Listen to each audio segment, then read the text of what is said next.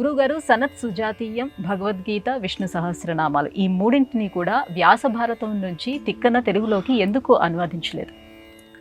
అలా మనం చెప్పరాదు.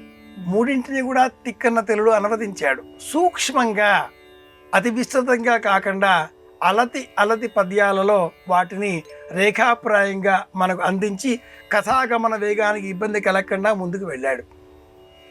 ఆంధ్రీకరించిన తిక్కన్న తనకు పూర్వమే 200 పర్వాలు శారద రాత్రుజ్వల వరకు మహాభారతాన్ని తెనిగీకరించిన ఆంధ్రీకరించిన నన్నయ మార్గాన్ని కాస్త దూరం మట్టుకే స్వీకరించి అనంతరం తనదైన పంథాలో నాటకీకరణ తన లక్షణం, యుద్ధనీతి వైశారథ్యం తన అభిమాన విషయం, యుద్ధరంగంలో నైపుణ్యం చాతుర్యం ఉన్న కారణం చేత తిక్కన రణదిక్కన కూడా కనుక మహాభారతంలో ఉండే ఇతర పర్వాలలో భీష్మ ద్రోణాది యుద్ధ షట్కం ఈ పర్వాలలో ఉండే వర్ణనలు అధికంగా స్వీకరించి శస్త్రాస్త్ర విద్యలపైన దృష్టిని కేంద్రీకరించాడు.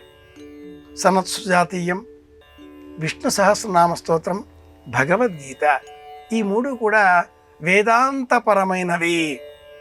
అలాగే యుద్ధము, లౌకిక జీవనము, సుఖాదులు, భోగాదులు, గృహాదులు, రాజ్యాదులు ఇవేవి కూడా మనకు ఆనందాన్ని ఇవ్వవు అంటూ త్యజించేటటువంటి ఆలోచనను పెంచేవి.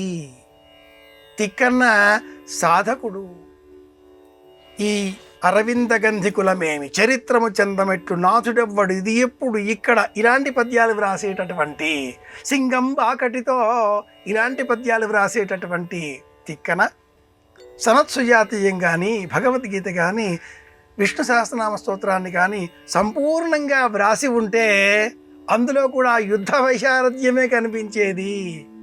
అలా ఆ వర్ణనలు విడిచి తన అభిమాన విషయం వైపు, అలాగే తన కాలానికి సంబంధించిన రాజకీయ, చారిత్రక, భౌతిక, సామాజిక అవసరాల వైపు దృష్టిని కేంద్రీకరించి ఏ విధంగానైతే మనమసిద్ధికి యుద్ధరంగంలో నైపుణ్యాన్ని రంగరించి విజయం చేకూర్చి పెట్టగలిగాడో ఆ నైపుణ్యంతో ఏక బిగిన 15 పర్వాల మహాభారతాన్ని పరిపూర్తి చేయగలిగాడు. కాబట్టి కనుకనే తిక్కన్న యుద్ధనీతి విశారదుడు అని గుర్తింపబడ్డాడు.